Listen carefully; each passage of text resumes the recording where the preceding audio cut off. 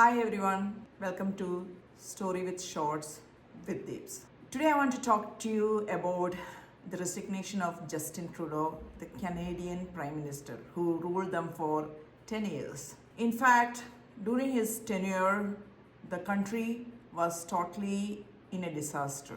The Canada, if you look 10 years back, it was one of those countries with a very good economic and financial status, as well as the inflation was so less. Right now, when we talk about Canada, we know that the inflation has raised so much and housing prices has increased.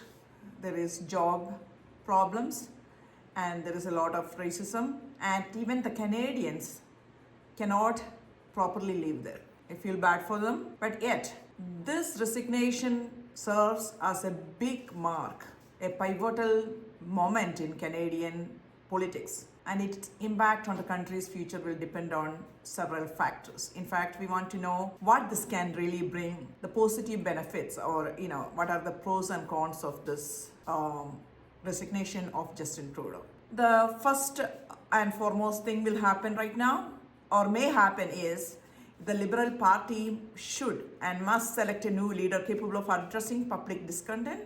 Also, their ability to connect with voters and address the current changes, that's one very crucial thing to happen. So there is a chance that the Conservative Party can capitalize on Trudeau's unpopularity, and if they win the next election, Canada may see significant policy shift, especially regarding economic management and federal spending.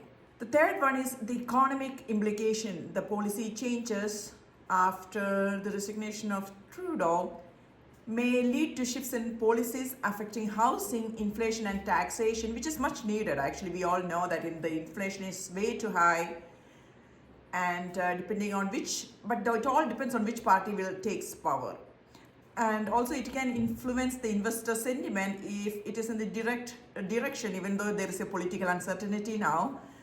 If this happens, the political change happens in the correct way and the policy change happens in the correct way, it can give Canada a clear and stable transition of power and financial gains, which may reduce the risk of Canada going down on the map. And the fourth one is the Canada-US relationship. You know that right now Donald Trump is the president of United States of America, and he already had made a provocative comment which saying that Canada becoming the 51st state and threats to increase the tariffs and complexity of trade and diplomatic ties. And a change in Canadian leadership could influence how the country navigates its relationship with a more combative US administration. So, another main thing people are looking into is the national unity. Now, since Justin's departure has taken place, we do not know, it may exacerbate or ease the regional tension, especially in provinces like Alberta and Quebec, where his policies have faced resistance. A new leadership approach could either unify or deepen divides. And another factor which might be affected by his resignation is the public sentiment and voter engagement. Voter dissatisfaction with Trudeau reflects the broader frustrations with government effectiveness and accountability. So a credible and transparent leadership transition could restore public trust. But it all depends on who will be taking over Justin Trudeau's position.